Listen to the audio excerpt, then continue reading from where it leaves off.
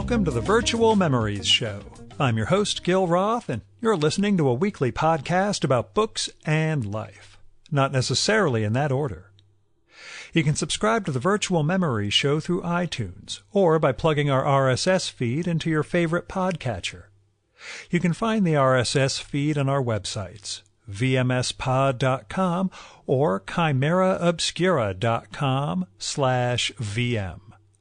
We're also on Twitter and Instagram at vmspod, at facebook.com/virtualmemoriesshow, at virtualmemoriespodcast.tumblr.com, and on Spotify, YouTube, and tunein.com by searching for Virtual Memories Show.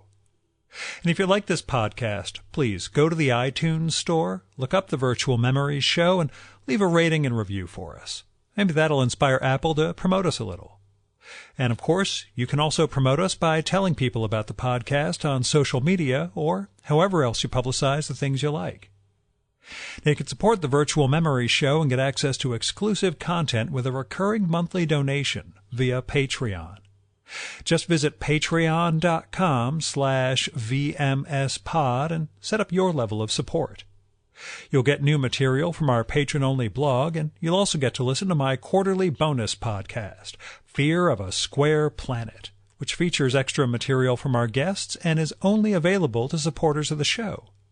So visit patreon.com/vmspod or paypal.me/vmspod and help me continue to produce smart conversation about books, art, comics, and culture every week at the Virtual Memories Show. I'm home this weekend after last week's double whammy of the Small Press Expo and my own pharma outsourcing conference. My show went well. Attendees were really happy with the quality of the presenters.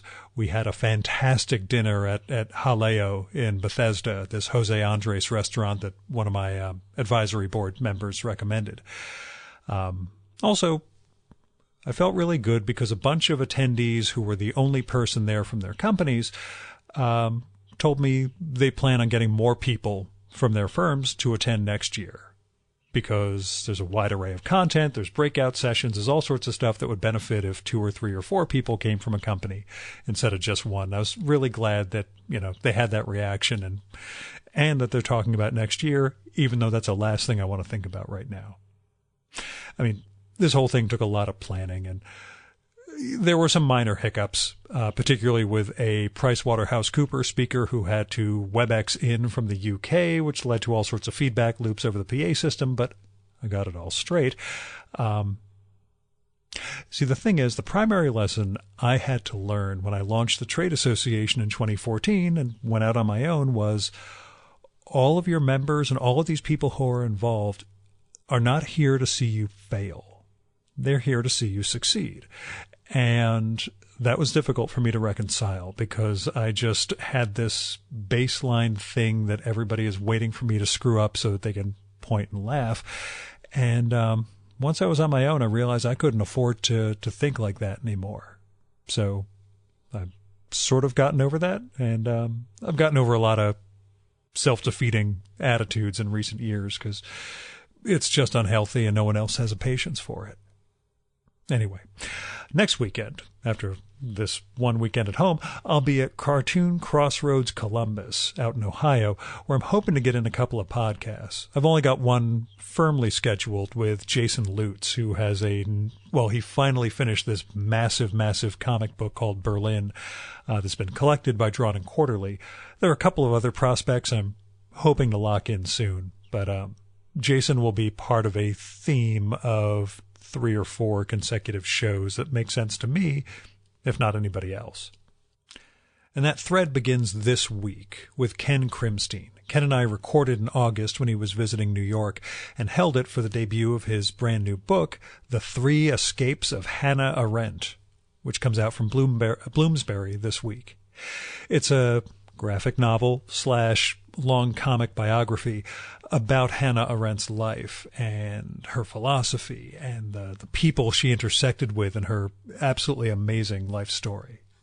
Ken does a great job of telling Arendt's story and capturing the insane 20th century she experienced and ultimately helped us to interpret. Her life is utterly unique, but her writing can be so fraught with heavy-duty second-order scholarship that it can be kind of daunting to a non-academic reader like me. Ken did all the heavy lifting on this one and manages to capture a lot about her life and her work in the balance of his art and his prose. That said, the biography does have to rely on a David Foster Wallace level of footnotes to explain who many of the people and historical figures are, but there's no way of avoiding that. And if anything, it's a sign of the richness of Arendt's times and the sense that even as the world was, constricting during the war and there were all these horrors around her and Arendt herself had to escape, there's also this sense in the times building up to it and the years after that there were almost limitless horizons in the sciences, arts, philosophy, and all these humanities. And she is part of that world, so it's important that we understand who the other figures are. Ken also manages to take on and maybe solve the problematic relationship between Arendt, who was Jewish, and her mentor and lover, Martin Heidegger, who was distinctly not, to the point of being a Nazi. Anyway, go get The Three Escapes of Hannah Arendt by Ken Krimstein, published by Bloomsbury. You will learn a ton about a key figure in 20th century history and someone who's helped shape the next century in terms of understanding the world and understanding why people do what they do. You'll get it. Now, as far as caveats go, the phone rings, cops roll by outside, and we get interrupted near the end by a call from an old friend, which sounds like the plot of a short story I'll never get around to writing. Now, here's Ken's bio. Ken Krimstein's cartoons have been published in The New Yorker, Barron's, the Harvard Business Review, Prospect Magazine, Punch, the National Lampoon, the Wall Street Journal, Narrative Magazine, and 3 of S. Gross's cartoon anthologies. His humor writing has been in the New York Observer's New Yorker's Diary and humor websites including McSweeney's Internet Tendency, Yankee Pot Roast, and Mr. Beller's Neighborhood. His series of graphic reporting appeared in the Chicago Tribune's Printers Row literary magazine. A book of his Jewish-themed cartoons, Kvetch as Kvetch Can, has been published by Random House, Clarkson Potter. In addition to teaching at DePaul University and the School of the Art Institute of Chicago, he is also an advertising creative director. His new book is The Three Escapes of Hannah Arendt. And now, the Virtual Memories Conversation with Ken Krimstein.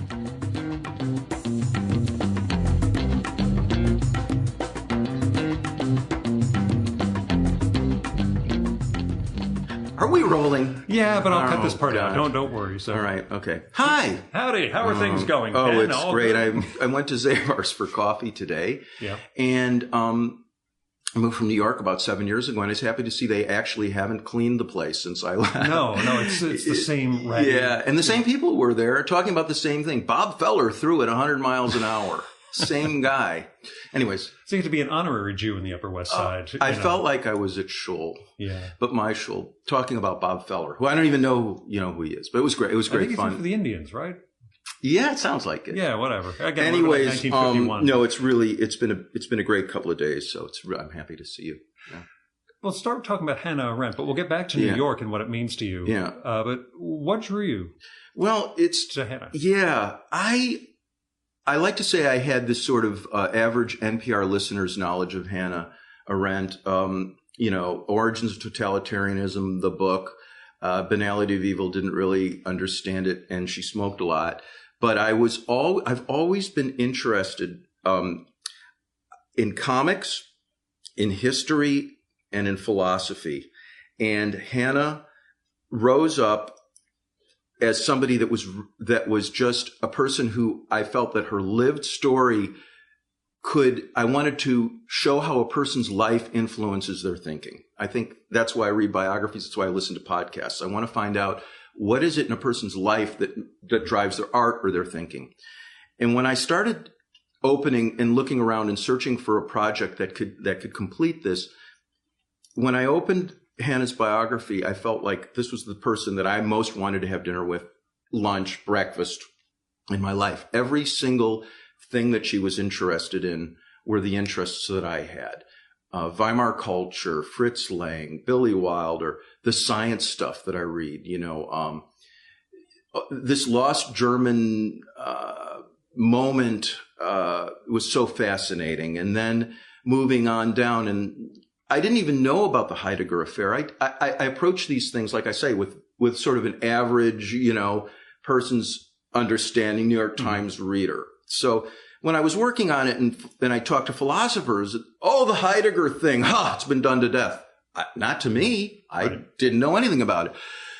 But beyond that, Königsberg, this lost city, I had been in Amsterdam recently. And so all of these cultural artifacts. And then she moves to through Paris and Walter Benjamin. And I'm like, oh my, Benjamin, I was one of those, Benjamin book carrying people wandering around the Lower East Side, in the 80s, when it came into the St. Mark's bookstore, it was like, I think it sold out in a matter of minutes because we all wanted to read. The Arcades Project? Not the Arcades and the Reflections and every single Benjaminian thing that we could get our hands on, because we wanted to find out what else did this guy do besides art in the age of mechanical reproduction. And then we started finding it out. And it was so cool. And then I find out that he and her were like besties. And then I find out that Gershon Scholem and Benjamin were like besties. And I did a show about that too. I know. I heard it. George Prochnik or something. Yeah. Because his book was very, very interesting. And, I listen, the age of podcasts is kind of a good thing for people like me. I mean, in many ways, I listen to this philosophy podcast, and occasionally they have something in there that drives me deeper to more understanding. So again, Martin Buber was somebody who I'd always kind of heard about, I and thou, but I never really understood it. And then when I kind of heard his sort of existential philosophy of how life is between people, it was jiving with a lot of my thinking. And then a lot of the visual artists and German expressionism meant a lot to me. And so all of these things just keep going, and it's like, wow. And then Max Ernst, and she goes to to Marseille, and all the people there. And then I turn the thing, and not only does she have these heroic escapes and all these controversial things, even before any of the Eichmann stuff, at every turn, it just got deeper and deeper and more connected to me. And the pictures I was loving. I thought she was a fascinating looking person. So I was like, I want to draw her. I want to make pictures of her.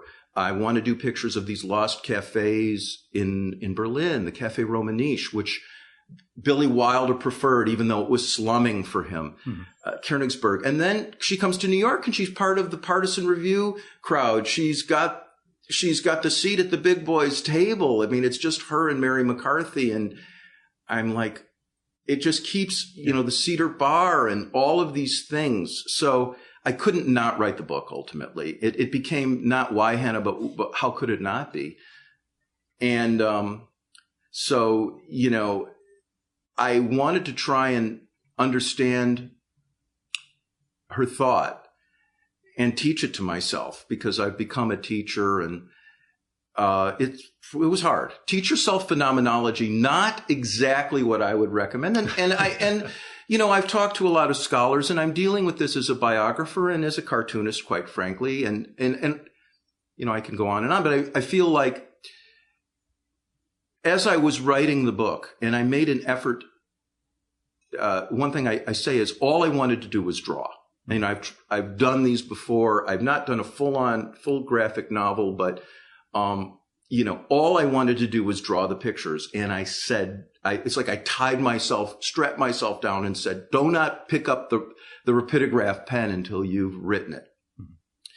I did some sketches. So by the time I had the story, and I read her work and biographies, then I was ready to explode. But as I say, every turn of her book, like Easter eggs, like we were talking about, gifts kept coming. Mm-hmm. She said, story reveals meaning without the error of hewing to rationality. Story, story was the thing that she believed in. And it was like, I love this. I love this. And then poetry. And then I had spoken to some other people and they said, oh, you've got to check out, Randall Jarrell, who was a great friend of hers. And then I dug into Randall Jarrell and my mind was blown. And then Auden was like a great friend of hers. And of course I knew Auden from, Auden and whatever. And I was in New York during 9/11 and his poem, the 1939 poem was like on everybody's lips. But then I started dipping into Auden and then I saw he wrote the script for Night Train, which is like the most incredible short film. And then Hitchcock hung out, I knew, in UFA Studios with Lang, and Fritz Lang has always been an obsession, but Hannah's there. She's kind of there at every moment. And then her personal life, if she's not being hit on by guys, she's, who knows what's going on. And then the Heidegger thing explodes. And then there's these questions that I can't answer. So it's like, what is this life? I just want to show this life. And how did you limit yourself? Given that there's such a profusion of how did I limit myself? Well, besides the page count, obviously. Yeah, it would have been 10,000 pages. How did you settle on the structure? Yeah, well, I call it the Three Escapes of Hannah Arendt. And, this is going to sound very pretentious, but I happened to be at my college for a reunion. And I went to the library that was closing down and they had said faculty books. And there was one, Aristotle's Poetics, translated by one of my professors and two other people. And I thought, well, if I'm going to embark on this project, I should probably, take a look at Aristotle's Poetics. That would be like a good guidebook for writing. So clearly you hadn't read Aristotle in your youth. No. And, but I think I settled on something along the lines of I'm going to do the 3-act structure. I love books that kind of spin out into outer space or kind of you have different types of structures or that are more organic. But I thought, you know what? I love Hollywood motion pictures. I love Billy Wilder. I love Casablanca. Let me see if there's a 3-act structure. So when I started learning about her life, there were at least 2 major escapes. I think the microwave is. Oh, it's fine. It's the phone. Oh, okay. We'll be good. So I thought I'm going to structure it around 3 escapes. I knew what the first 2 were going to be because they were very defined. Literally. And it was hard because there was obviously a ton of stuff that happened before them. But I thought if I had those tent poles, so to speak, to drive to, it would help me. And I knew kind of implicitly what the third one would have to be, but I wasn't quite sure how I was going to do it. I must say I also had some very interesting false starts before I settled in on this. One of my first ideas was an imaginary encounter on the Orient Express between Hannah and Irving Berlin, because I just thought, wow, throw one more figure from right. And then I was like, no. An editor said to me, maybe not. There's enough with just Hannah. So I had to limit it. And initially, I didn't even want to have the book touch on the Eichmann affair, and I made a point of not looking at any of the movies or any of the things. I didn't want to see any of them. And I just wanted to talk about how fascinating her life was before. I wondered, because it doesn't come up until very late in the book, and I thought you might be ending it right before that happened. I wasn't sure as we got there. But. Yeah, I think her life in so many ways is defined by that, and probably justifiably so. But, for instance, here we are sitting in New York City, and when I discovered that she was a stateless refugee, basically a person without a passport for, I think, 18 years, I can't exactly remember, moved to the Upper West Side. She wasn't Hannah Arendt yet. She was just like a person like living on a 3rd floor walk-up with her mother and her Goyish husband who fought. And I thought, this is a person. So her life was so rich beforehand, but I had to put Eichmann in, but it's more as a, after she has her penultimate, confrontation, then she becomes transformed. And I see Eichmann as a living out. And it is essential. And there are a lot of open questions. But, again, if you look at maybe, and I don't want to assume that I'm on that level, but if you look at tragedies or tragic heroes, and you could say that, to a certain extent, another thing that inspired me when I was doing this is I love certain crazy things. Well, let me start with ones that might be a little bit more acceptable. I always thought Patton was an awesome movie. And then if you look at Patton, written by Coppola, and then if you look at Patton's life, man, was a horror. I mean, he was just horrible. And he comes across conflicted in the movie. Maybe not as horrible as he was in real life. It's an open question. Amadeus. Hollywood biopics, which I reference very early on in the thing, Dr. Ehrlich's Magic Bullet. Like, why did Warner Brothers make a movie in the 1930s about an obscure German doctor who found a cure for syphilis, starring Edward G. Robinson, which is actually like one of my favorite movies of all time. So, I like the idea of the heroic, flawed character. So Eichmann had to be in there. Some things couldn't make it, but I wanted to just kind of show her life. So, I mean, it's a long question, but yeah, the Three Escapes helped me a lot in structuring. How long did it take you to write and draw? 2.5 years. Mm-hmm. And it was nonstop. I mean, there wasn't a book on Hannah Arendt. Young Brohl's biography, which is pretty much the standard, I checked out from the library, and it was about, when I returned it was about 1 year and 7 months late. It was expensive. Like our old days. I finally bought one, but I'd already used that one to death. Right. I said, forgive me. Have one you can at least mark up. Yeah. No, it was, like I said, it was constant reading her, study. Did you know you could draw sustainedly, a sustained narrative? You'd never done a long form No, piece I mean, before. The work for the New Yorker, when you have to, typically turn in 10 finishes a week, and I had been doing that for a long time, let me realize that I could draw a lot of ideas fairly quickly.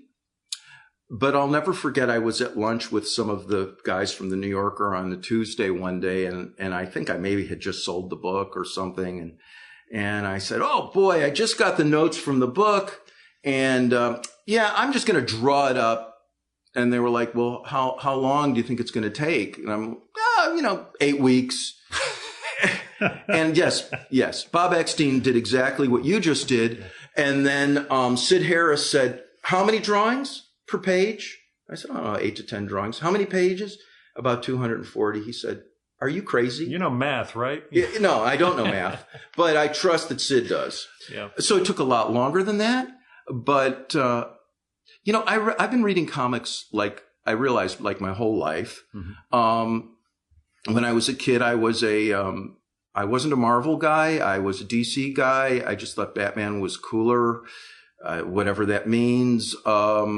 My friend, around the era of the TV show, right? Oh yeah, the Batman was because the TV show was on. But I also like the fact that he didn't have, he kind of didn't have superpowers. He just, and also my best friend at the time was a Marvel guy, so I couldn't be a Marvel guy. I had to be, he liked Eric Clapton, I hated Eric Clapton. He liked the Rolling Stones, I liked, it was how it went. But I read those. I inherited from my great uncle a bunch of Classics Illustrated comics, which probably among the cognoscenti are just reviled. But for me, I loved them. They were a gateway drug. Oh, they were a gateway drug. It's like, wait a minute, this Captain Ahab doesn't look like my Captain Ahab.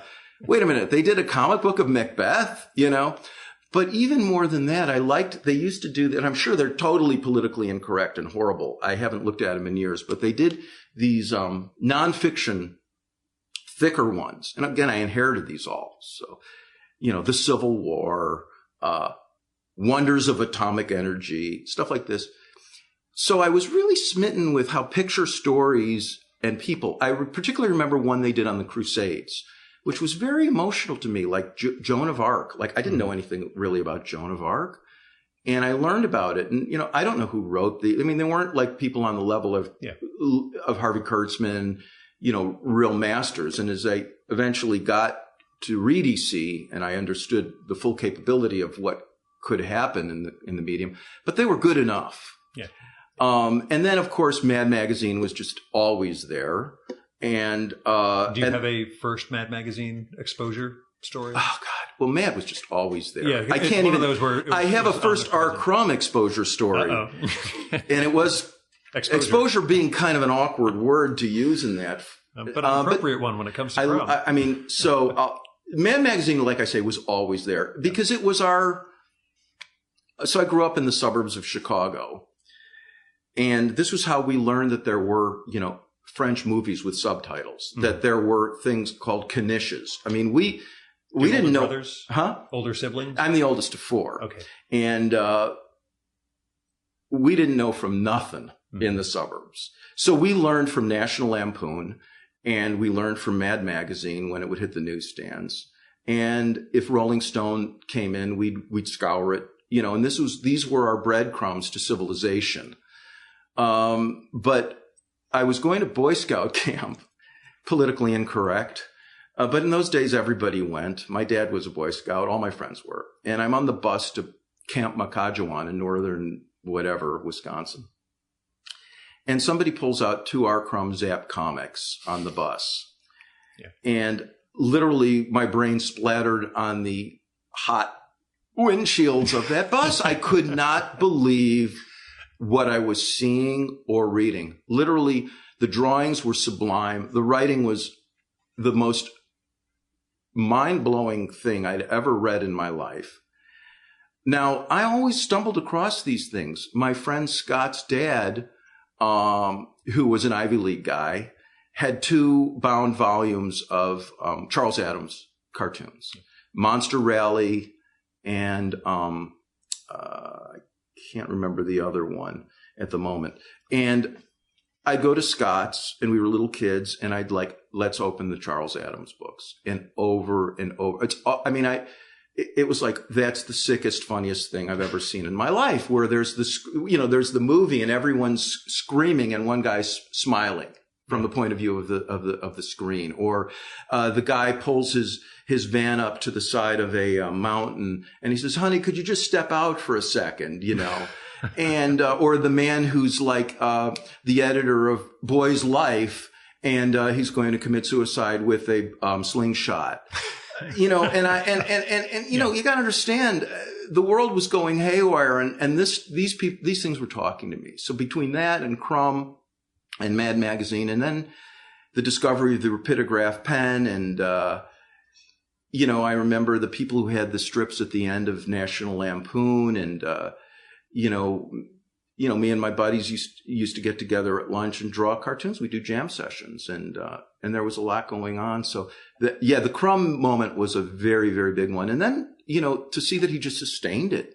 He sustained it. And I still, to this day, think that he's probably one of the great pen and ink artists of all time. I mean, you'd have to put him up there with Albert Durr or people like that. So, or it could be like what Robert Hughes said in the documentary. He'd be the Bruegel of the second half of the 20th century. Not that he knows who the one from the first half of the 20th century would be, but that's pretty true. Yeah, I was getting a little specific at that point. But. Yeah, no, I mean, he can do more, with on the back of a placemat in a restaurant. Yeah.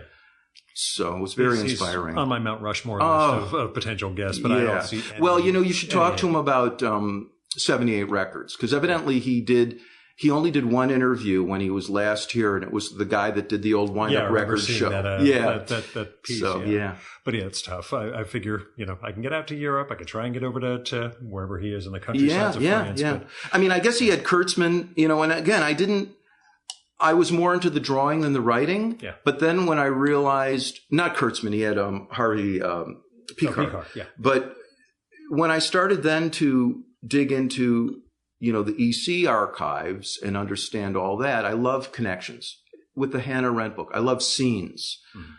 I love, what is it that of a group of people that gives this sort of critical mass where all of a sudden it turns from just like two guys to like, you name it, a thing. Yeah.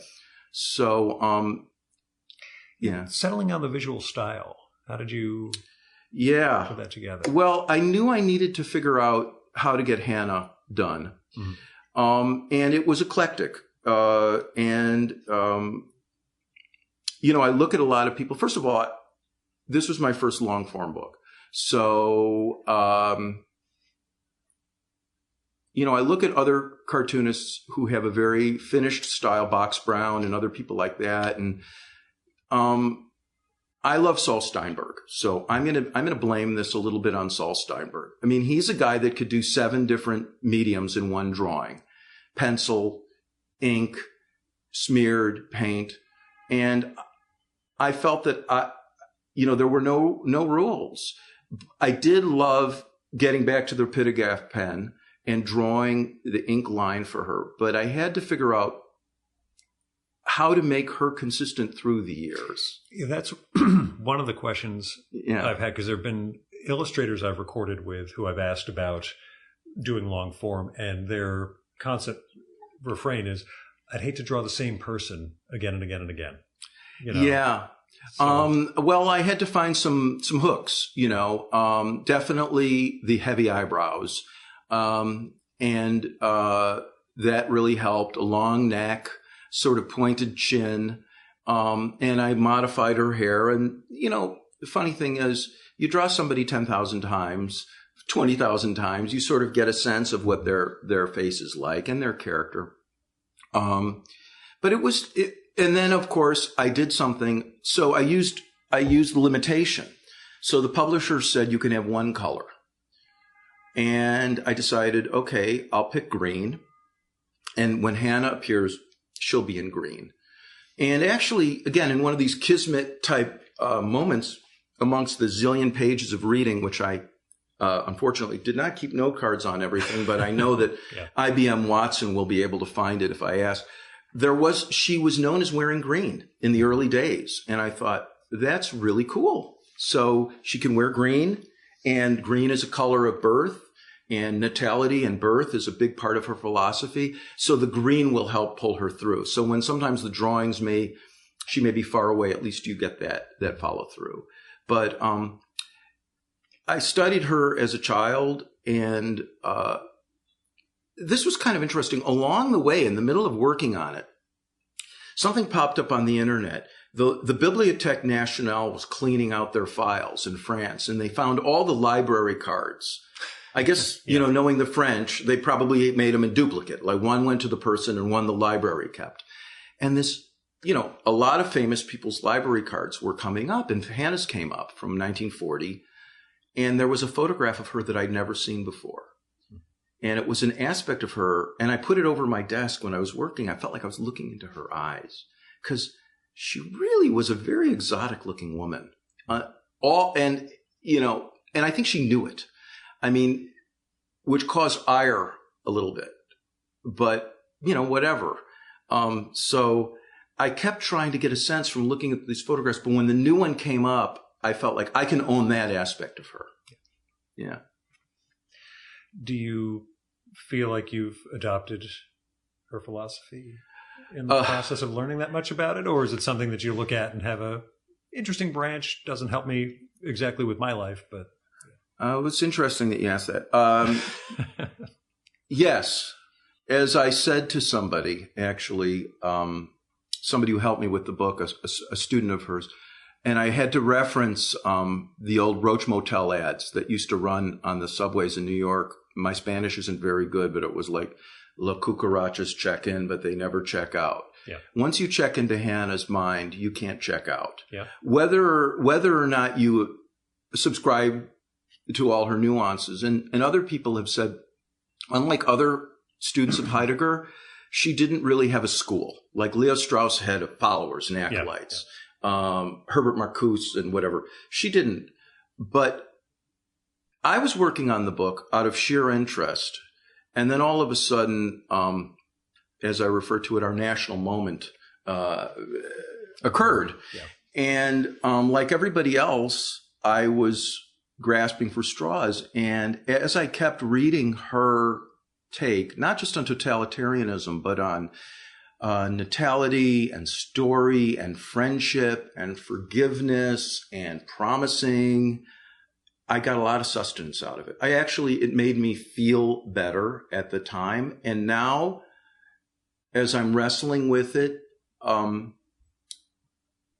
find that I wouldn't say I'm an acolyte, and I'm not sure she wanted them, but I do think her dispassionate but passionate is the only way I can put it, way of looking at the craziness in the world. I'm seeing things through her filter. I've learned from her. I learned a lot. Did you have a sense of separation after finishing the book? Oh, yes. And handing it over? I missed her. I miss her. Yeah. I miss her. Yeah, absolutely. I mean, yeah. I mean, I feel very lucky that I know some people who knew her, and they affirm my enthusiasm. But she died in 1975. You know, I like to say she was born when horseless carriages were first trundling over the cobblestone streets of East Prussia, and she died not far from here on the Upper West Side after the Ramones did their first gig at CBGB's. That's kind of an arc of life. I miss her. Yeah, I wish she were around. I wish she'd survived. Yeah, do you have any sense of what she would have made of Oh my gosh. Yeah. Or is it relatively easy to extrapolate based on what she did in the face of totalitarianism? She believes in truth. Mm-hmm. So she'd have some issues. She thinks that when you throw lies into the public arena, you create a lot of potential for horror. And not only does she believe it, she lived through it. What would she think of the internet? It's funny. I was talking about this the other night with someone who knows her work very well. And it's not clear. Gil, the kind of stuff that you do and what some people do, the internet can bring a lot of communities together. Mm-hmm. But she very much believed in face-to-face confrontations with people and no anonymity. So I think she'd have some issues. I think maybe in a little way, she has a little grin on her face, like, hey, dudes, you got to deal with it. I did my time. Yeah. It's like, I did my time. The stakes were a lot higher. Things were kind of crummy. I mean, there was Nixon, there was Cambodia, there was bad shit when I was around. Good luck. Mm-hmm. Yeah. With the philosophers you were consulting for this, did any of them have a comics disdain? A comic book about Hannah Arendt, or were they? No, they were psyched. Okay, because I wasn't sure they were psyched. Yeah. I think philosophers are all frustrated comics artists, and comics artists are all frustrated philosophers. And so I think we feel mutually. I say I'm not a licensed philosopher, and Hannah had a lot of disdain for philosophy. In fact, she renounced it. Yeah, but. No. They were very, very excited. And I have to credit a lot of the people who really opened up the medium for me. I mean, I read Raw and I read Ben Ketcher, and all these people were like super important to me, and they made the medium more respectable and more accessible. I mean, Maus and Persepolis. And so I think people were very enthusiastic about the prospect. They were curious how I would do it. So I was pretty happy when they saw it and liked it. I was a little nervous when I sent the galley or whatnot to some people. Those were hair-raising days, but when I got the thumbs up, then I breathed a sigh of relief. Now, you've also sold gag cartoons for years and years and years. Did the anxiety around that help inoculate you for any of the anxiety about sharing the galleys of this? Given that it's No. Okay. No. A gag cartoon you can do in like 10 minutes. This was 2.5 years of work. Gotcha. It was slightly on a slight, no. Yeah, I don't know if it's that same sense of the, oh my God, what are they going to think? Or if it's a completely different scale. Oh, no, it's a different scale. Yeah. Again, you mentioned really backgrounding yourself in Hannah's we won't even say philosophy, but writings and an approach to the world. Given that her life and part of the way the book is structured is around her relationship with Heidegger, how much work did you try to do to make heads or tails of Heidegger? And a lot. Yeah. Did you follow the Black Notebooks controversy in recent years as part of it? Okay. Yes. Because I did Heidegger back in like 91. Did you? College. And I couldn't make heads or tails of it, but pretty much knowing the personal history or, his Nazi history, my pal and I who were taking the class together were both like, I don't know, maybe I'm misreading, but pretty much everything here kind of predicts that that's the route he was going to go down. But, very, very troubling, very difficult. I had to make sense of it. I asked. That's the toughest thing to begin with. Just, trying to understand. And it was tough for her. And I had to come up with some, obviously it's a key part of the book, and I couldn't dodge it. And as my very wise ex-professor at Grinnell, when I was there, I was invited to go there and do a graphic novel artist in residence thing that the German department was putting on with Barbara Yellen. There's a little shout out to another really terrific graphic novelist of German. And Don Smith, who I love, who was my advisor at Grinnell, very quick on the uptick. I know what the third escape was. Yes, Don, you saw through me. So how did I deal with it? Well, first dealing with trying to understand Heidegger's philosophy. Well, Heidegger's, some background in that. Right. That was very hard. I mean, I understand that the idea of phenomenology, I understand enough that, what is the meaning of meaning? I understand the suspicion of language being a thing that is inadequate to reflect reality. I understand the going back to the pre-Socratic roots. I mean, I was doing a lot of that. I tried reading Heidegger, obviously not in German. Even in English, it might as well have been. It might as well have been German. Were you thrown into your utmost potentiality? Oh, sorry. Go on. I was just relying actually on a lot of secondary sources trying to explain it. Mm-hmm. And I spoke to some people even in the DePaul philosophy department where I teach in DePaul in the College of Communication, and they're very continental philosophy based, and they have a lot of sympathy for what he was doing. How did I reckon with it? Well, I think what was happening in Germany in that time was they were really asking the big questions. And I don't want this to be a lot. So he was asking, like Einstein and those people were saying, like, why does stuff hold together and not blow apart? And he was sort of like, why do things mean stuff to us? And how do we know it? So they were asking really, really big questions.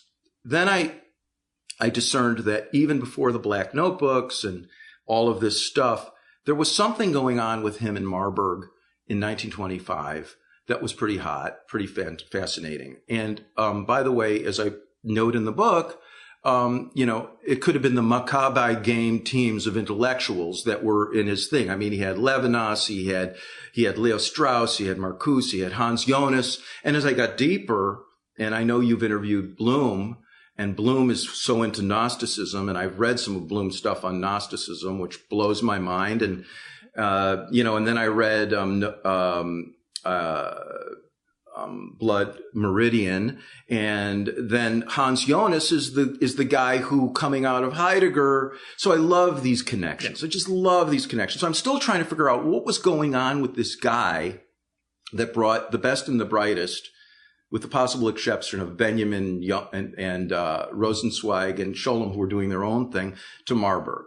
He was taking philosophy, like I said, to the floorboards. And also evidently extremely charismatic. I mean, you hear the stories. He was a movie star. He was very aware. He skied to class. Then I read a book by a couple of French philosophers, and he was a virulent womanizer. I mean, the man he was not a good man.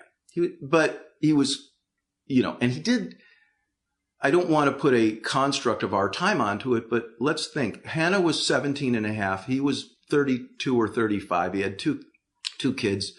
He was in the German university system, which already is like, Herr Doctor, Professor. It wouldn't fly in our time. Let me just put it to you that way. But I liked the fact, I have problems. I studied Husserl. I studied phenomenology. I love the idea to the things themselves. I think, as most people who were interested in philosophy, I was smitten with Sartre and Camus and existentialism.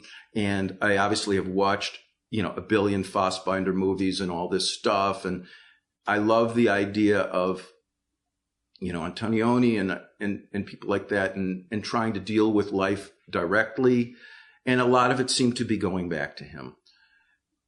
So I can't say that I understand him completely, but I think, I also got a supposition, and again, I can't get deep into it, but he probably learned a little bit from his students, but he was obviously a very, very smart, wounded person. And then his wife evidently was even worse of a Nazi than he was. But he was bad enough. That's like saying, how could you be worse of a Nazi? It's like, there it's like you're pregnant. Degrees, but still. It's so it was very, very troubling.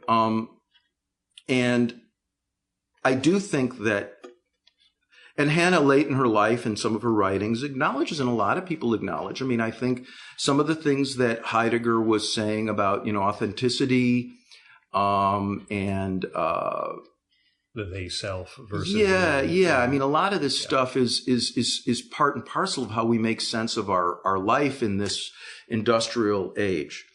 The Volk stuff, and yes, initially I thought he was the stealth, intellectual of Nazism.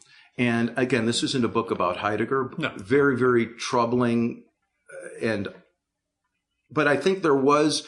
Probably at that moment, he asked the big questions, and people scattered and took them very, very ways. From Leo Strauss, who was a neocon, to Levinas, to Jonas, who was a Gnosticism, to Marcuse, who was, the New Left, and obviously something was very inspiring there.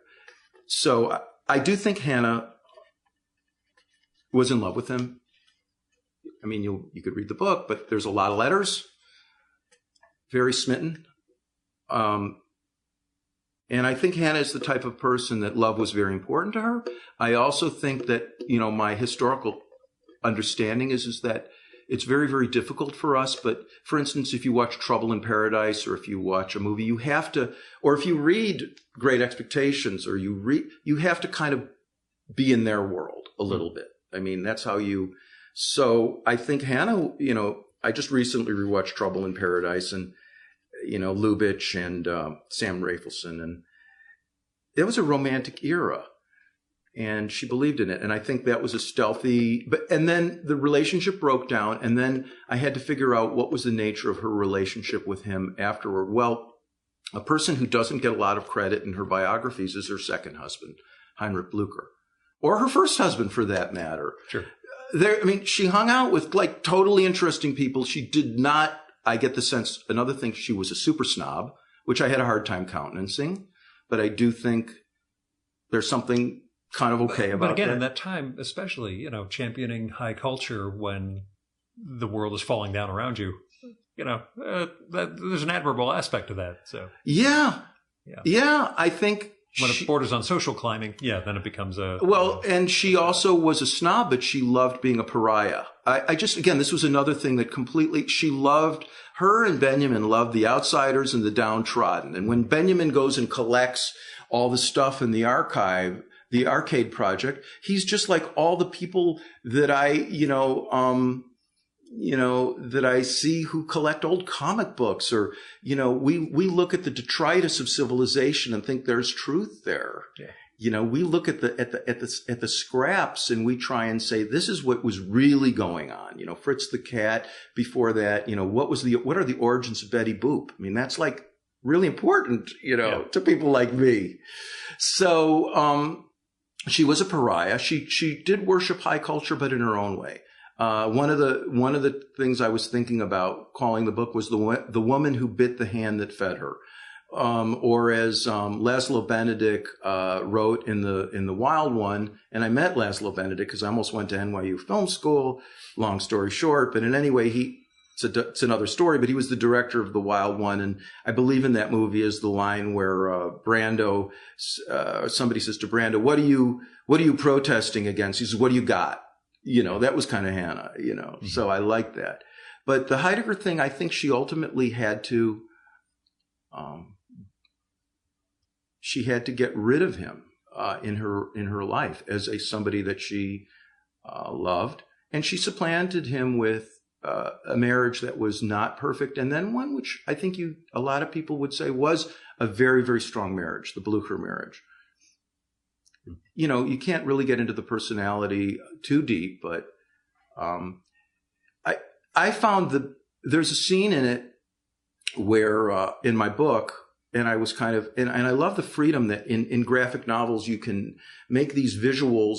I mean, one of the things that I learned from my years working in advertising and in design and looking at comics is this thing that I learned once from Pat. I'm forgetting his name right now. It'll come back to me. He's a great guy. And he talked about New Yorker cartoons as the lodestone for how you do this kind of verbal visual communication. And he said, if you put your hand over the picture, it's not funny. If you put your hand over the caption, it's not funny. It's when you see the picture and the caption together, you get the 1 + 1 = 3 equation. So I tried to build to moments like that. So I have a scene in there where Benjamin is talking about his big breakthrough in philosophy. And he says, I wedded Heidegger and Isaac Luria, the Jewish mystic. And there you see a scene of Benjamin performing a marriage ceremony under a chuppah of Heidegger looking very uncomfortable and Isaac Luria, the Jewish mystic. And I felt that I could deal with this emotionally and not intellectually. All intellectuals and thinkers and people writing PhD papers, please weigh in. Yeah. Sorry for the long answer. This show is all about digressions. Oh, yeah. Your first New Yorker sale? Oh, my first New Yorker sale. Do you remember exactly the gag? And I remember the feeling? Every single thing about it. It was a phone call from Emily Vitruba, who is somewhere. I love you, Emily. It was actually sold to Bob Mankoff. I love you, Bob. No, I don't, Bob. You're all right. No, don't print any of that. He's great. He's amazing. But I remember it, sure. And I remember everything about it. It was the only time I think I ever got a New Yorker cartoon from an overheard conversation, because people always say, "Oh, you should make that." Yeah. I believe it was the only time that ever happened. We were at a party, and this was a long time ago, like 1990. And there was a guy at the party that kept saying to the host, "Do you have a computer? Do you have a computer?" And the host was like, "Yeah, why?" He's like, I've got an auction on eBay. I got to see what's going on. And I'm like, what is this eBay thing? So I went and followed it. And the guy was like, "I'm selling something on eBay." And then I had an idea based on it. I did a cartoon of, cause it really kind of annoyed me, which was the seed. And it's a woman in a magnificent loft overlooking Manhattan, and she's on a gigantic tractor at a cocktail party holding a martini, and two people are looking at her like she's crazy, and she says, "I got it on eBay." So that was the first sale, and it was totally thrilling, and I went in and... Is it a sense of vindication or oh my God, something about your entire cartooning career at that point? It was just, Sam Gross said to me once when he found out I was from Chicago, not a lot of gag cartooning in Chicago. As Sam, he summed it right up. He summed it right up. And I didn't realize that I actually moved to New York to sell a cartoon to the New Yorker, which I did in incredibly quick time. It only took me 10 years. So that was like, boom, right away. Did you have the Ed Koren thing of, I just sold my first, in Ed's case, it was the first one he ever submitted. Yeah. It was 18 months until he sold another one? I did. I did. I actually, so this is going to sound kind of crazy, but I was freelancing and I was lucky enough to get a freelance job in Paris. It's like, oh, I'll take it. So I'm in Paris with this guy, and he says, my boss or whatever, and he says, well, I make a bet, with my wife, whenever we go, like the first person who sees someone they know gets, has to, the other person has to buy him a drink. And we're walking, and boom, David Cypress is walking down the street. And I knew David, and I said, David, man, wow. I just sold my first cartoon to the New Yorker. It should be running any day now. And he said, oh, yeah, I remember when that happened to me. Because I told everybody that I knew, go out and buy the magazine because it's going to be in next week. Yeah. And it took a year for me. And David said it took a year for him. And the same thing happened with him. So made me feel good. And I got a drink out of it. And how long till your second sale? Do you remember? Well, this was, okay. Gosh, now you're getting me to really uncover my dirty laundry, Gil, and I know you. So, this is what I do. Yeah, you're familiar with it. Yeah. So this is what I call the most epic bad career decision ever in human history. Dish. Yeah. So having surmounted that Everest, I said, check that off the bucket list. Now I'm going to be Saul Bellow. Bad. First of all, Saul Bellow, I think, was still alive. Yeah. So they would have resented that a lot. Right. So, and secondly, I didn't really think I could do a graphic novel. I wanted to do a novel. Mm-hmm. And I should have stuck with going into the New Yorker, but I felt like I really wanted to. Maybe this was something that led to this Hannah book, though. So you make these things. So I concentrated on writing.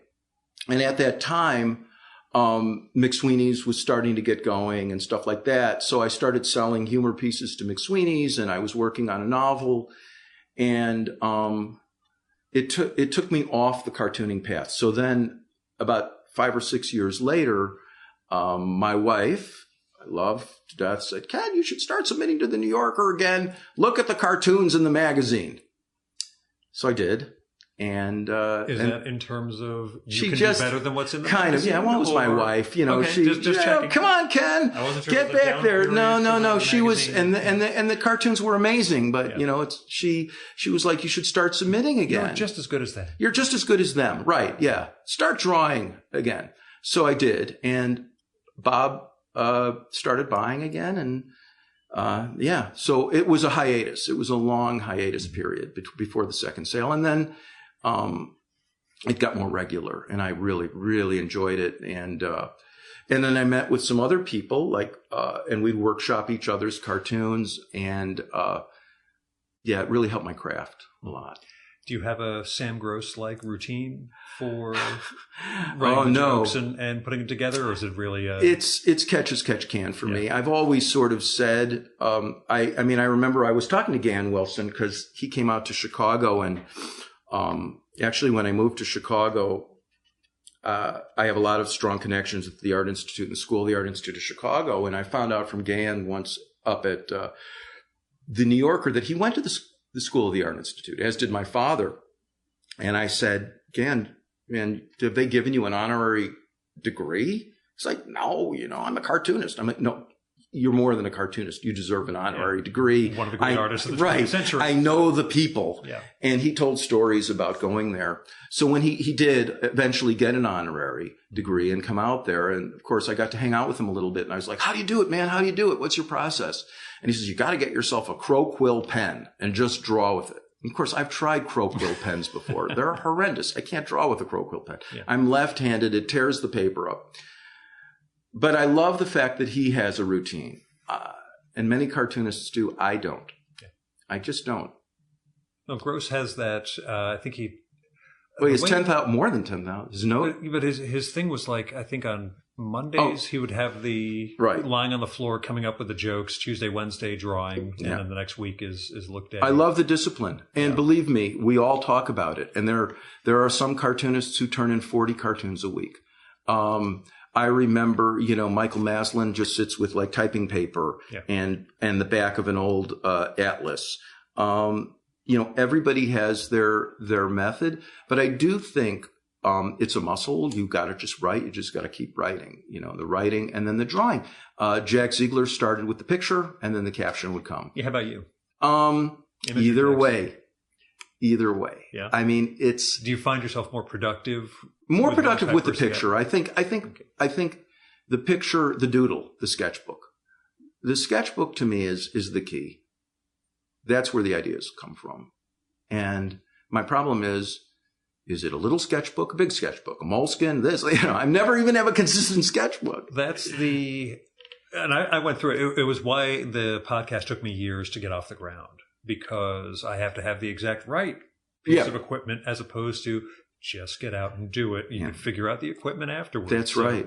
I remember somebody, when I was first trying to get into advertising, and this guy said, you're not going to do it because you're going to sit down to put together a portfolio. You had to put together a portfolio of sample ads, and you're going to say, the light is not coming in the right slant through the window. The coffee isn't made correctly. Yeah. The dishes need to be. He said, screw all that. Just sit down and do it.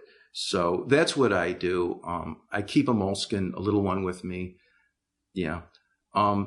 It's coming up with the new material every week. Yeah. It's something I asked Roz when we had the live one recently. Does having a new cartoon editor at the New Yorker, A, how's the relationship? B, are you able to resubmit things that Mankoff turned down because she might not know it's been a reject? Let's see. I think it's yes to both. Definitely you can resubmit. Definitely changes things. I mean, and I totally respect the fact that the New Yorker, has an agenda. They're a magazine. They're out there trying to do things.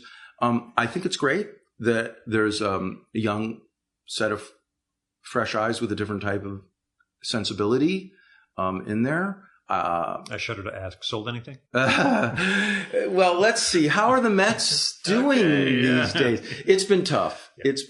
The book, I have to say, I'm going to make an excuse. Don't want to. Don't blame your tools. But the book has taken a lot of effort. Yeah. I know that I'm most productive when I do new batches every week. And I try to get together with Pat Burns and Rich in Chicago every couple of weeks to work on, to workshop batches.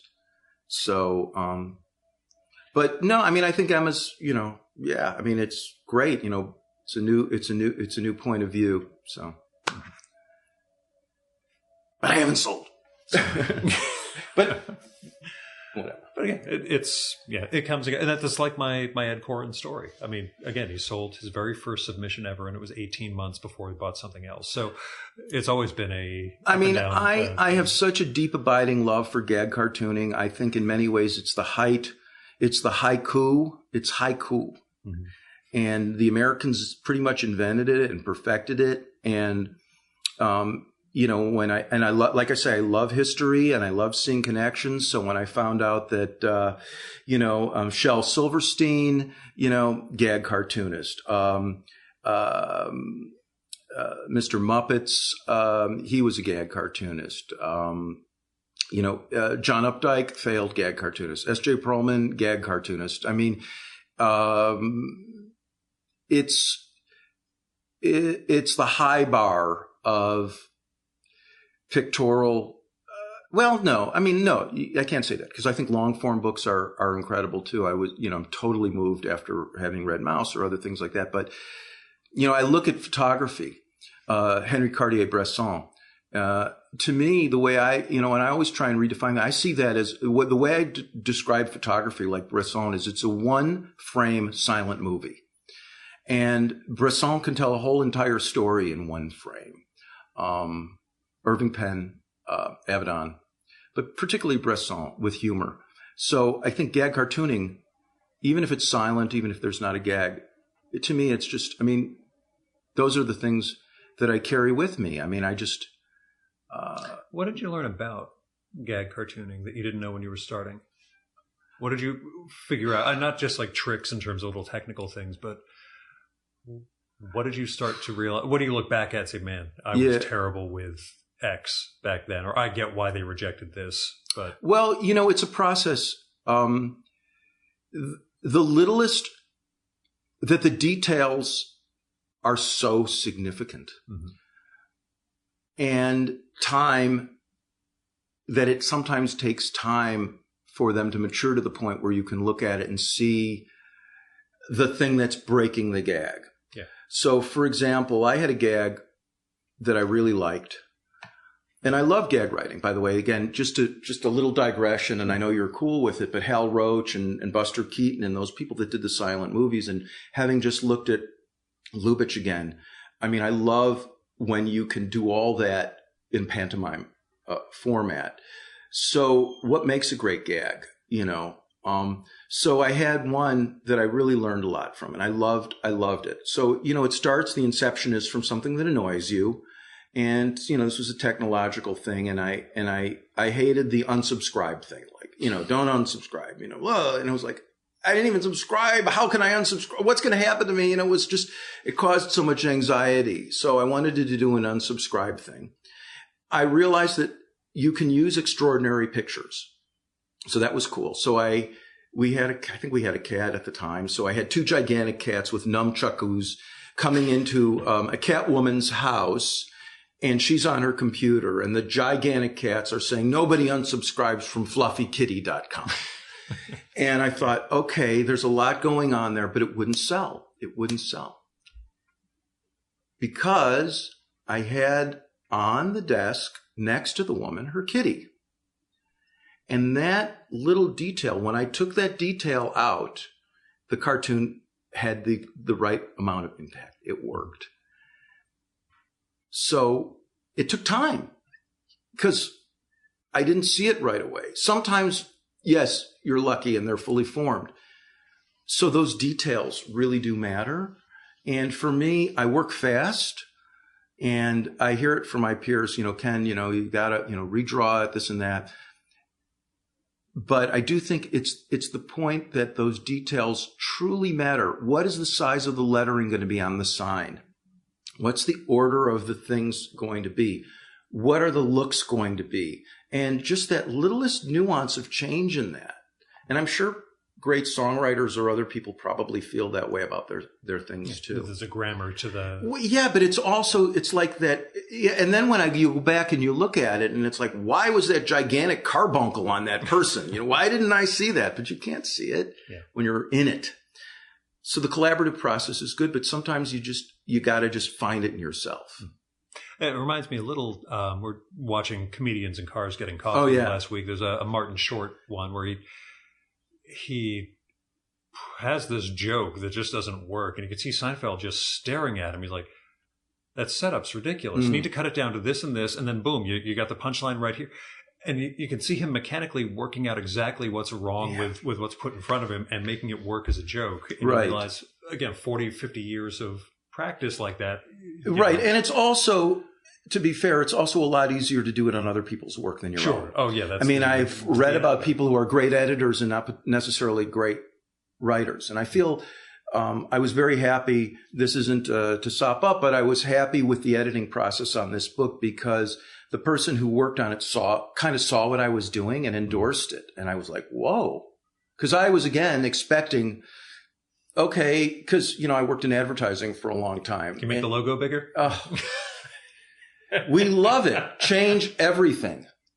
You know, it reminds me of the story that I read somewhere from the guys from The Onion. And I knew some people who wrote from The Onion, and they invited them out to Hollywood, and they said, we want you guys. You're so brilliant. You're going to do an Onion movie. So they did it. And they were like, well, no, change everything. Or, of course, Bill Griffith's stories of taking Zippy to Hollywood. Oh, yeah. What you got to get rid of the moo-moo. And he's got to be shaved. And, you know, maybe jeans and a T-shirt, and it was just, you know. No, it happens. It happens. But so the process here was, I think, somebody who kind of got what I was trying to do. So that was cool. Yeah. Mm. Teaching? Yeah. What do you teach? I teach people how to solve problems creatively. You know, my career was in advertising, and I was. How long did that last? Or are you still? No, I don't really do it very much anymore. A little bit of consulting, but I was very lucky. I was just talking to Kathy about it because we both started out at Ogilvy in the 1980s. That was what got me to New York. I had a job in Chicago, offer at a great place, and a job in New York, and I was like, I will come to New York like instantly because of Sam. So I wanted, and I was a block from the New Yorker. I didn't know that at the time, but I also was lucky to be around a lot of really great people, and we didn't even know who they were. This is the guy who came up with we make money the old-fashioned way. We earn it. This guy did do you know me? This is the guy who did Don't Leave Home Without It. Which makes me wonder if you've also listened to my. We mentioned beforehand the incredibly long Jerry Moriarty episode. There's also the incredibly long George Lois episode. Well, George Lois, I love. I've read. I've seen. I should listen to it. It takes some work. I read the book. Yeah. George, be careful. I heard the story. Does he talk in the interview at all about the standing on the ledge, about the matzah story? Yeah. A lot of these stories are greatest hits from that conversation. But there's still some things. Then he went on to Esquire, and again he did that incredible compact. I mean, I lament the law. I mean, I'm really happy I made a book that people have to hold on paper. Yeah. But let's see. You were asking me about getting to New York. Teaching, which goes back to teaching. So I teach people how to dig down and find, when they're trying to put portfolios together or solve problems. And this is where there was actually another thing where I think there's something going on with Hannah, because Hannah thinks that the public arena, the way we get together is we just all kind of like throw our best ideas out there and then figure it out by looking at the world. It's almost a design-oriented process of solving a problem, as opposed to a funneled top-down process where, and I love the idea of design-oriented thinking. It's very creative. I love design. And so I read a great quote from a designer, and he said, and I'm going to mess up the quote, but it's something like, if you understand what the right problem is, or understanding what the correct problem is essential to finding the solutions. And I've spoken to a friend of mine out in California who works in high tech, and I like to think of it as problem finding, not problem solving. And getting people to think that way is really, really fun. And then I see them, and then I say, they're like, how do I do good work? And I'm like, well, what did you have for breakfast today? And they're like, coffee and a croissant. And then I say to the person next to them, what did you have for breakfast? I didn't have breakfast. I'm like, see, you guys are different. It's the same problem, but you're totally different. So dig into yourself. And when I see people do that and they come up with good stuff, it blows me away. And I learn from it. I learn from showing people, I love having a student working on a problem and they come up with a solution. They didn't even know they had it in them. Right. And then I have to say, that's really good. Do you know how good that is? And they're like, they don't. Because I remember when I was a young cartoonist, and you don't know. You can't judge your own work. I mean, that takes a really, really long time. So I like that part about teaching. And you learn from teaching. I was going to ask, are there aspects of that and the ad career that fed into your cartooning? Yeah. Either in terms of just the work routine of it or actual visual? Both. I mean, I think I can put myself on a schedule. Actually, one of the things, Gil, that helped me when I started working on this, because it was daunting for me to think about, a whole book. It's going to be 60 amazing, Mean Joe Green quality commercials. When I look at the best commercials that were ever done by the best directors, Joe Pytka, Ridley Scott, whoever, they tell a complicated story in an emotional fashion that leads to a conclusion. Now, their conclusions are more driven to a point. And I think a book to hang together, each arc should lead to the next arc, but it can be a little bit more ambiguous. But taking complicated things and simplifying them is something that I've practiced, my whole life. I think drawing is sort of that. I mean, when you look at the world, it's kind of like really complicated. But when you figure out ways to draw people and see their faces and see the way they lean, you've abstracted it in a way. So yeah, I think all of the practice that I did and writing, I will say writing was hard. Yeah. Writing is the hardest thing. No question. In terms of explaining the action, the dialogue, etc., or writing in terms of this is the panels and how this is going to break it. I guess my question that I want to get back to about the long form thing and whether you knew you could draw sustainably is, how did you know you could pace something that was going to be this length? Well, I love music, and I've read a lot of comics, and But it's a different set of muscles than drawing a gag panel. That's what, right, this is what I sort of wonder about. How you Well, I've tried doing, Jay Kennedy tried to get me to do a strip. Writing, it's the structuring. I mean, I started to realize that writing is structure, and it just took a long, long time. And writing the 1,200 word humorous piece, which I did a lot of when I was working on, trying to get in McSweeney's and stuff like that and all those magazines, that really helped me. But I thought my limit, after having not done The Adventures of Augie March about 4 times, was 1,200 words. Mm-hmm. So when I talk about writing, I'm talking about having something to say and finding a form to say it in. That's what I'm talking about. And that, again, it's the form dictates the content. I don't know. I can't say that for sure. Yeah, I just wonder when it's a form you haven't practiced in. Like you know it the same way I've been reading comics since I was 2 years old. I know what works and what doesn't, but if I actually had to start making one, even in, Harvey P. Carr breakdowns, I'm sure there would be a degree of, I need 4 more panels than I thought I needed, and this is going to be a page and a half, and no one's going to draw a page and a half. Yeah. So obviously, having reread The Count of Monte Cristo in the classic illustrated form 100 times when I was a kid, I had a sense of how you build an arc. And then having read, I love the war books, the the Kurtzman war books. And I love, seeing that. And then, of course, from Maus and others is that it's kind of like if I have a busy frame, I'll have a quiet frame.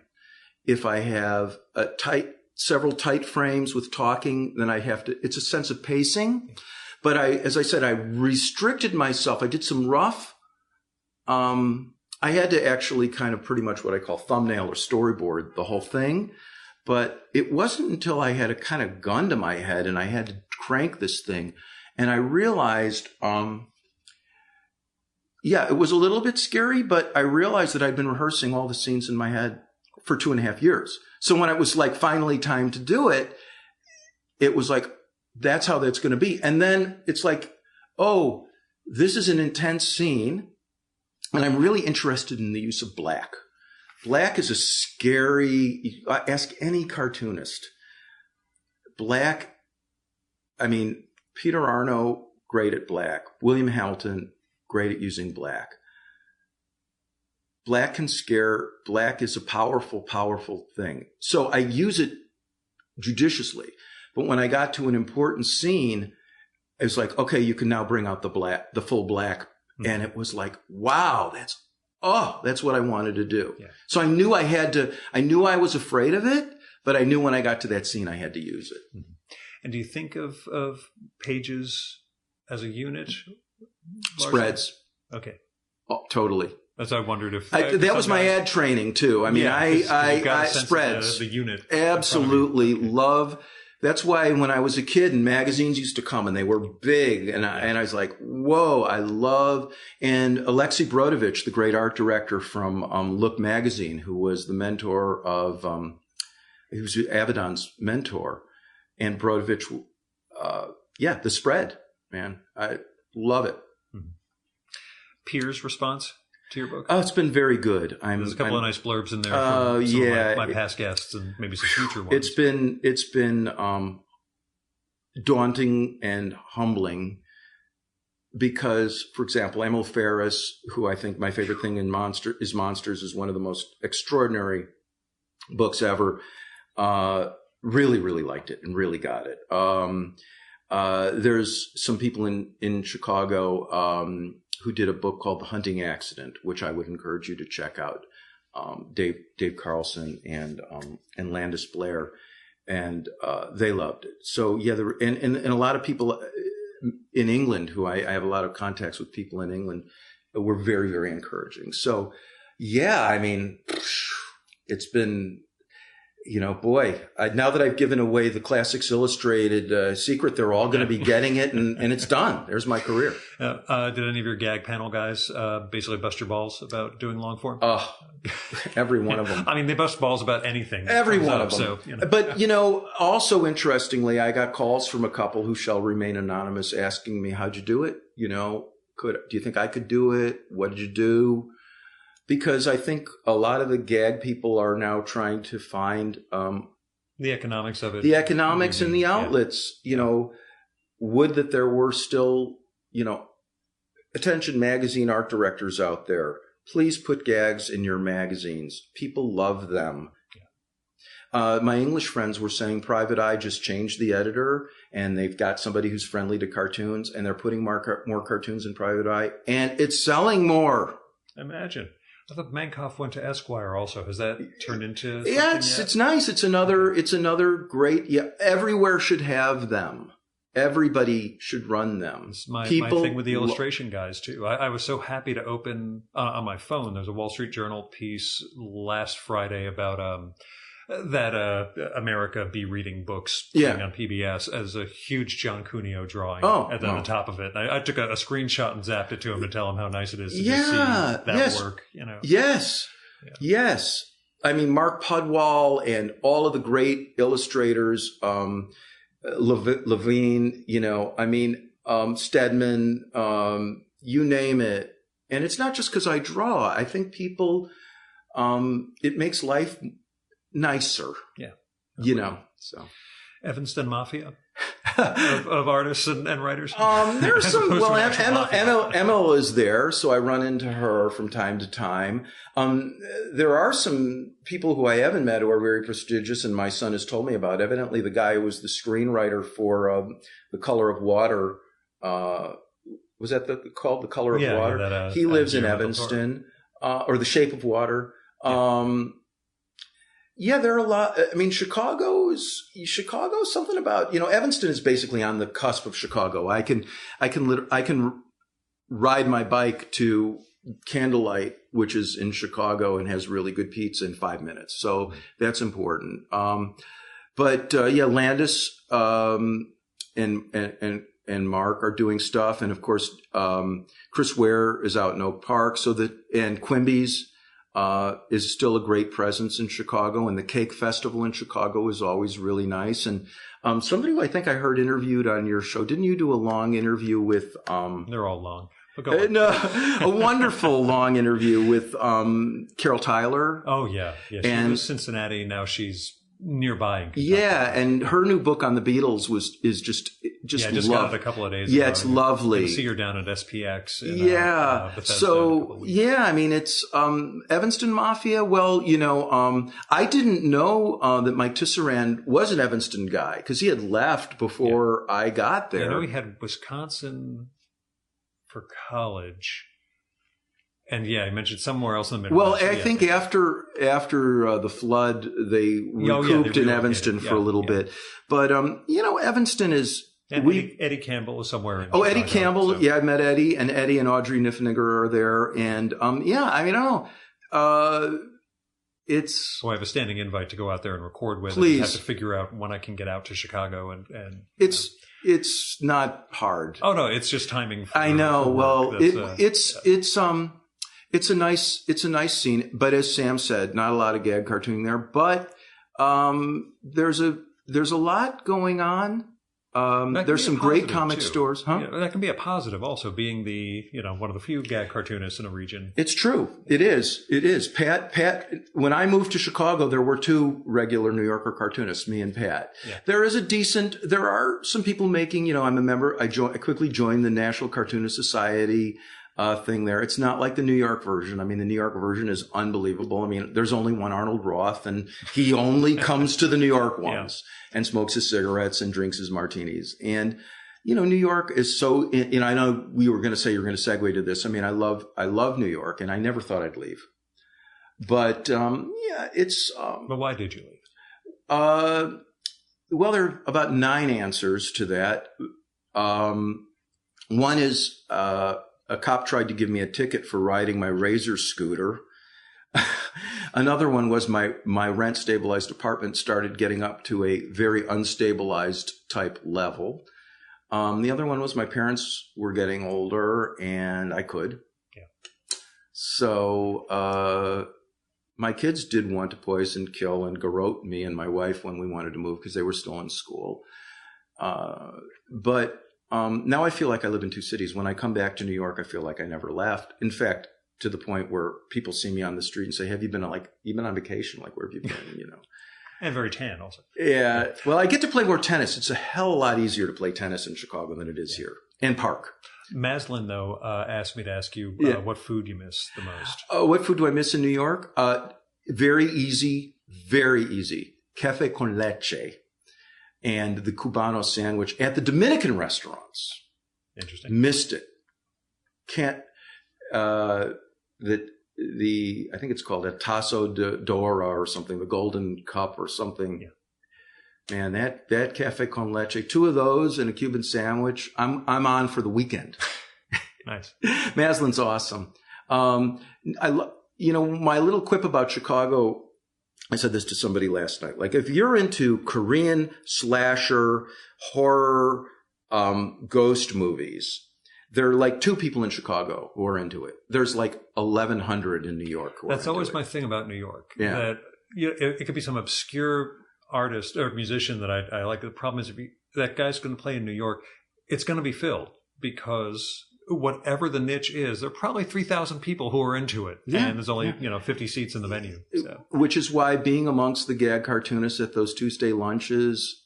Eckstein always wants me to come. I always tell him, dude, I'm not a cartoonist. B, I'm not as funny as you might think I am. He's like, no, trust me, you'll be great. You will be great.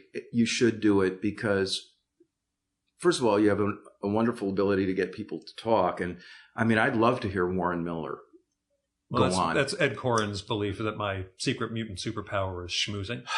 And I mean, Ed Koren, these people, you have to understand. When I met people like Ed Koren, I felt like I couldn't believe it. Yeah. Do you have stories of meeting your, not peers, but your cartooning? Every single one of them. Yeah.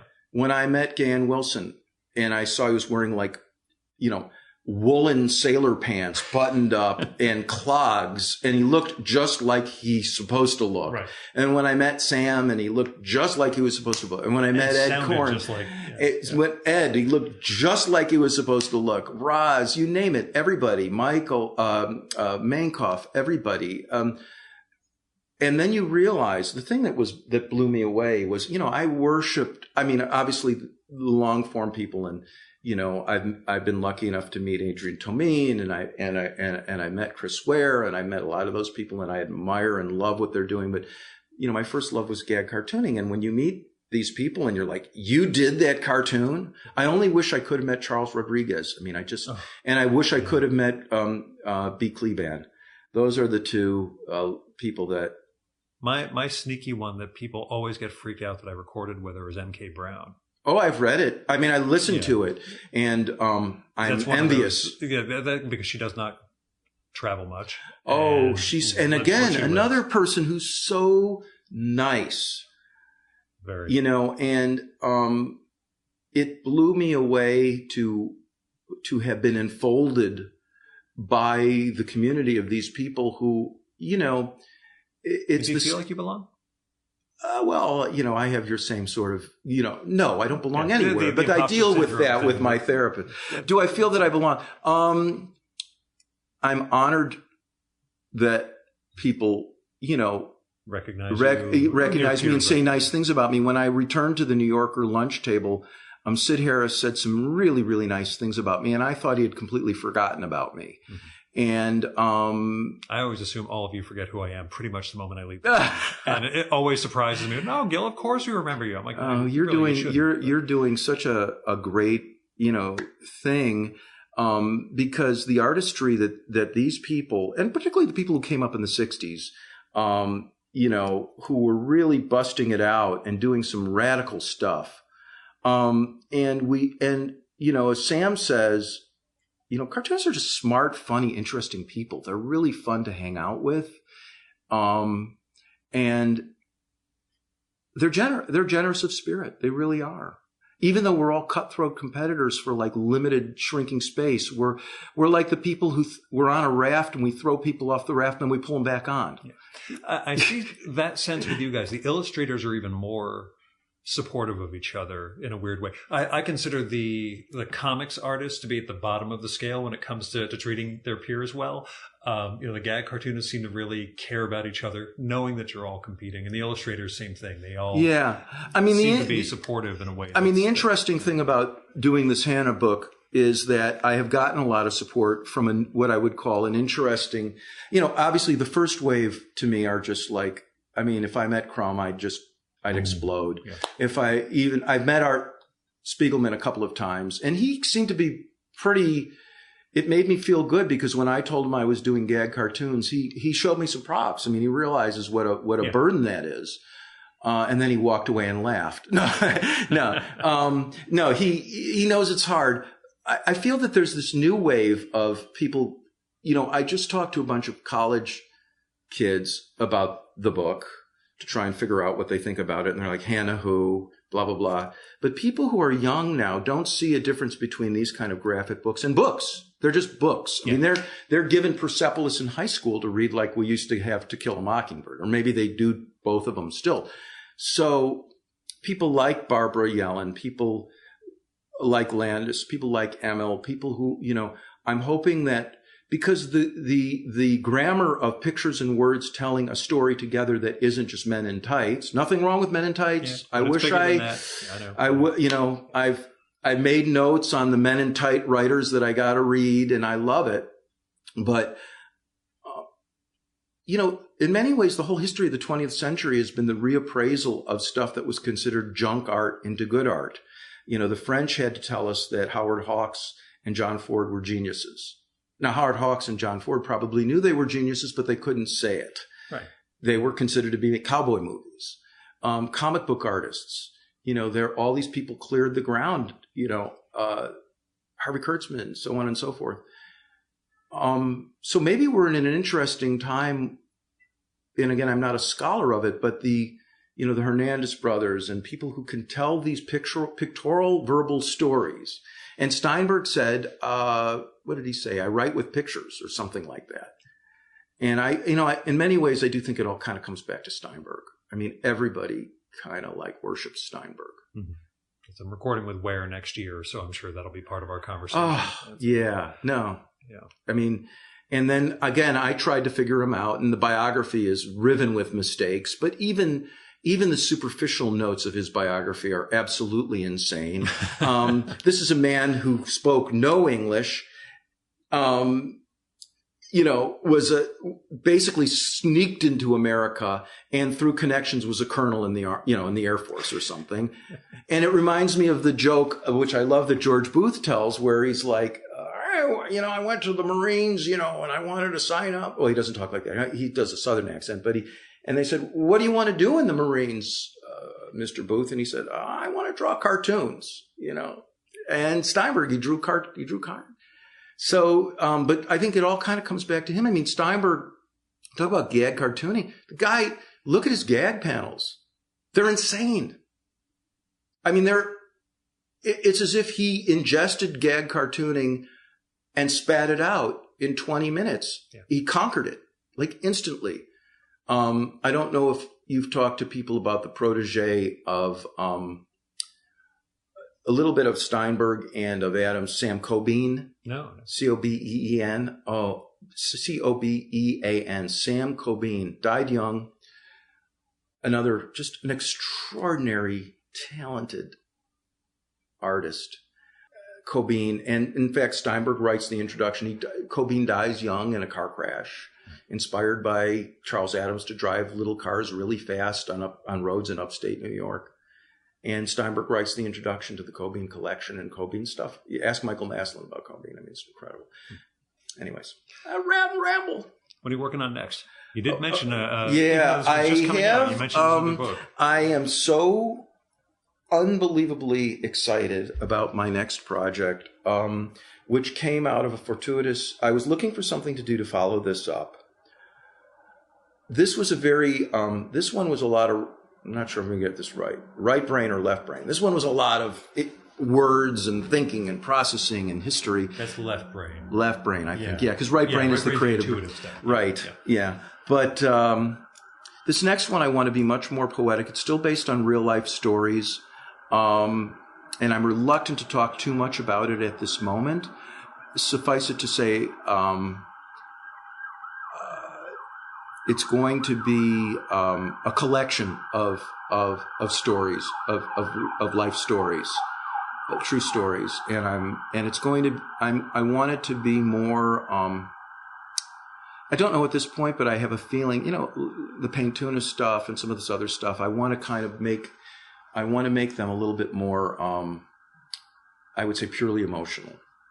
I want to dwell in that space a little bit, painterly, and to bring out the paints and stuff like that. I'm sorry I can't be more forthcoming about it. That's okay. I was surprised when you mentioned working on another book, given that this is, when this airs, this will come out that very week. Yes, it's most artists hate discussing anything they're working on. Well, I hate working on anything I'm working on. Yeah. Even worse, discussing it. So it's making me a little bit crazy because I'm full on trying to learn up on Hannah and everything for talks like this. And I'm also trying to learn up and get going on my other project and teach and raise a family and, work on my forehand. It's the easy stuff. Last one. You mentioned Bellow a few times. Literary influences? Wow. And does Bellow come from the Chicago Bellow history for you? Bellow was always there as a Chicago hometown hero.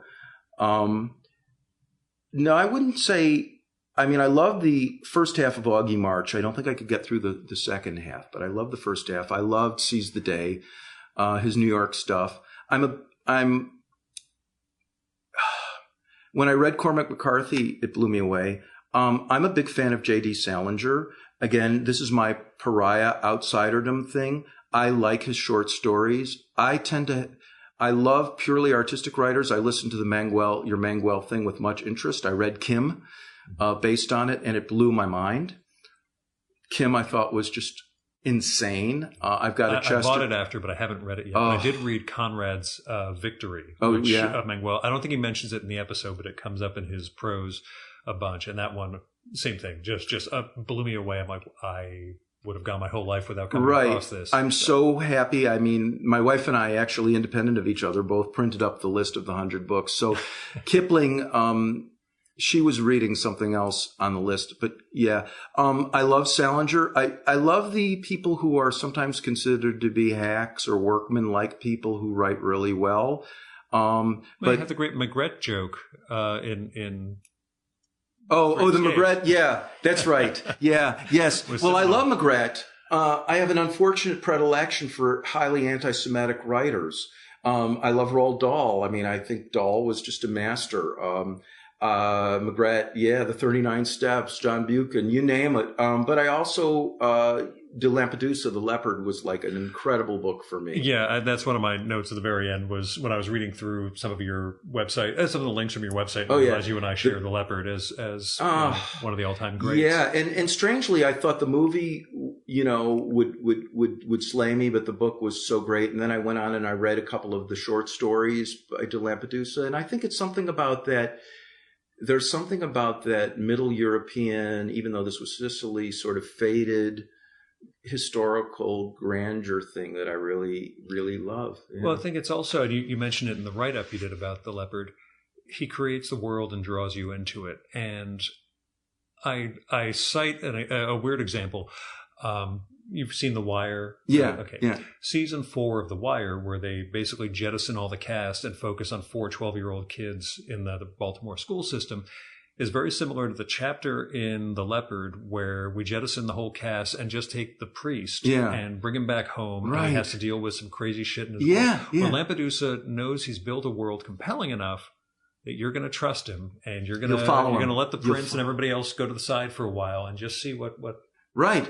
Father Peroni's life is like when he has to go visit his house. Yeah, I think it's creating that world. And I think of the Sopranos where you have the doppelganger Tony Soprano at the pharmaceutical I think, convention in Las Vegas. What's that? What goes on with that? And the peyote and the pharmaceutical. Yeah. So, yeah, I mean, magical, 100 Years of Solitude was a huge book for me when I read it. I've read Gatsby over and over again for the craft and the structure. Stuart Dybek, strikes me for the Chicago thing. Yeah. And it's interesting. I remember Malamud was always a big influence on me. Not that I wanted to do just all the Jewish thing, but I thought some of Malamud's writing, where it combines kitchen sink naturalism and mysticism, I thought that was really, really cool. So I recently read The Count of Monte Cristo, I think when I was writing this, and I was blown away. I thought The Count of Monte Cristo was, again, somebody said the great stories are the old stories. And I think The Count of Monte Cristo, Hollywood has been making money off of that and Anna Karenina for like a zillion years. I mean, my discipline side a few years ago was I'm going to do War and Peace, and I'm going to do Anna Karenina in 1 year. It was great. Yeah. I mean, I couldn't believe it. I thought War and Peace is, it's a butt of a joke in a Philip Roth book. And Roth, of course, is huge to me. But again, the short stories, I'm always taken by the early work, the short stories. But when I read War and Peace, I wanted to read it again. And then I was angry that I couldn't read Russian because I wanted to read it in Russian. And Anna Karenina was like, my God, so the good stories, Count of Monte Cristo, people were telling me that I knew, like, you got to read it, man, because like revenge, this is like the most delicious revenge story ever. And I love, revenge stories. I love it.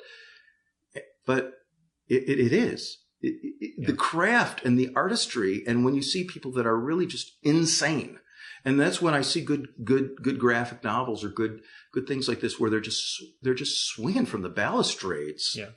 That's what happens, I think, with pictures. I mean, I can't do it just with words. Maybe I'm too impatient. I don't know. But with pictures and words, I feel that I can create, because you say that world, and I don't care if it's a 5-page Harvey Kurtzman story. When you see pictures, it brings you faster. For me, when the pictures and the words, and I even say it to civilians who aren't, readers, and I'm like, come on, once you read a comic, right? And they'll say, yeah, did you remember it? Did it affect you? And they're like, yeah, it did. That's why I sent you that question. I wanted to, and I don't know if you had a chance to answer it.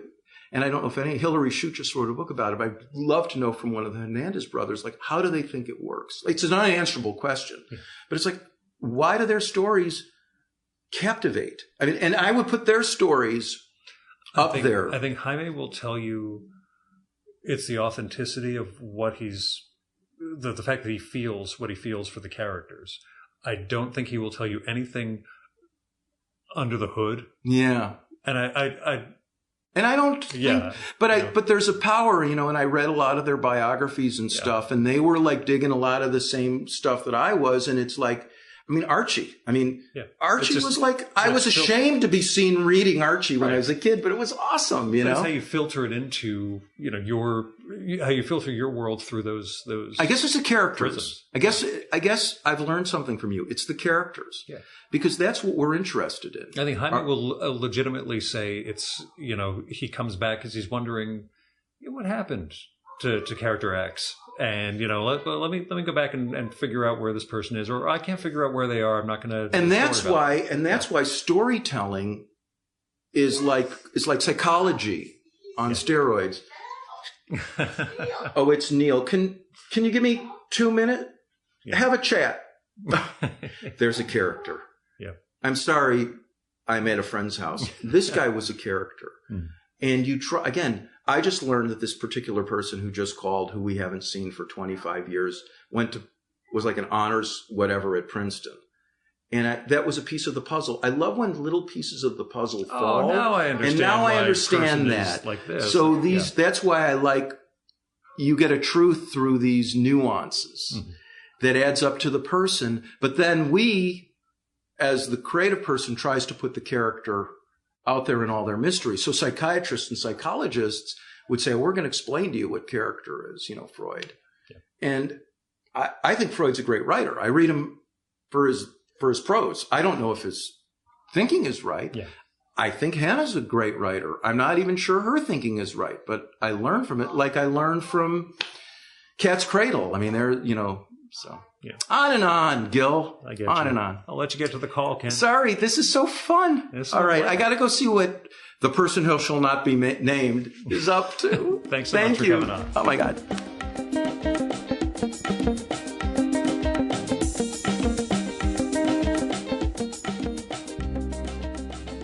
And that was Ken Krimstein. His new book is The Three Escapes of Hannah Arendt, out from Bloomsbury this week.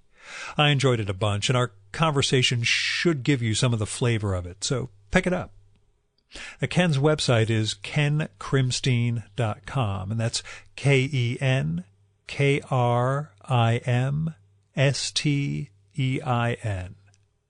You can also find him on Facebook, on Twitter as Ken Krim, and on Instagram as Krimstein Cartoons, all one word.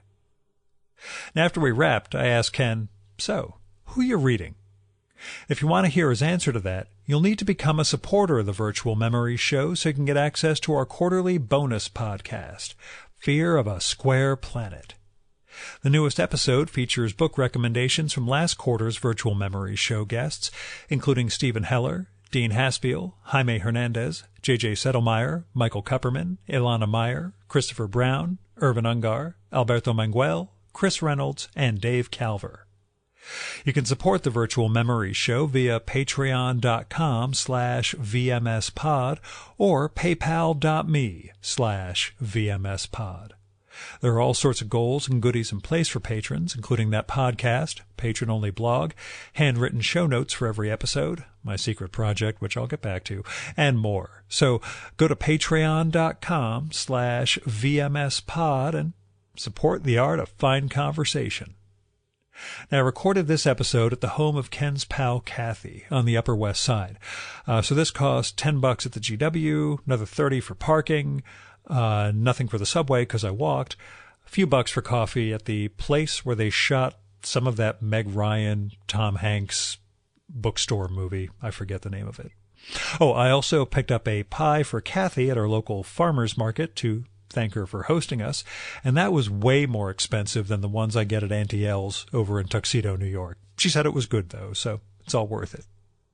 If you want to help defray some of the costs of the Virtual Memories Show, like web hosting, travel, equipment, coffee, pie, or just toss me some money because you think the show is worth it, then visit patreon.com/VMSpod or paypal.me/VMSpod and make a one-time or recurring donation. A special thanks go out to Joe Caruso, Michael Hacker, Michael Janizik, Paul Karasik, Fred Kish, Jonathan Kranz, Jack Lescamella, Teresa Lewis, Stephen Nadler, Payne Prophet, Dmitry Samarov, Stephen Solomon, Craig P. Steffen, Greg Tanner, Ford Thomas, Noah Van Sciver, and Garrett Zecker for going over and above in their support of the Virtual Memories Show. We have the full list of show supporters at chimeraobscura.com/VM. Our music for this episode is Fella by Hal Mayforth, used with permission from the artist. And that's it for this week's episode of the Virtual Memories Show. Thanks so much for listening. We'll be back next week with, I hope, Nora Krug, author of the new graphic memoir Belonging, a German reckons with history and home. We're supposed to record this week, so fingers crossed it goes off as planned because that book is amazing. And that's actually the secret thread of 3, at least, episodes. Ken's book on Hannah Arendt, Nora's book about being a young German whose parents weren't even involved in the war, but who has to reckon with her grandparents, and then Jason Lutz's Berlin comic. So there are very few themes that hold up in this show. This is the one time that it looks like a bunch of episodes will run together like that. They'll probably be completely different or not hang at all. Whatever. Anyway, you can subscribe to the Virtual Memories Show and download past episodes at the iTunes Store. You can also find all our episodes and get on our email list at either of our websites, vmspod.com or chimeraobscura.com/vm. You can also follow the Virtual Memories Show on Twitter and Instagram at vmspod, at facebook.com/virtual memories show, at virtualmemoriespodcast.tumblr.com, and on YouTube, Spotify, and TuneIn.com by searching for Virtual Memories Show. And if you like this podcast, please go to iTunes, look up the Virtual Memories Show, and leave a rating and maybe a review for us. That'll help us build a bigger audience. Now, you've been listening to the Virtual Memories Show. I'm your host, Gil Roth, and you are awesome. Keep it that way.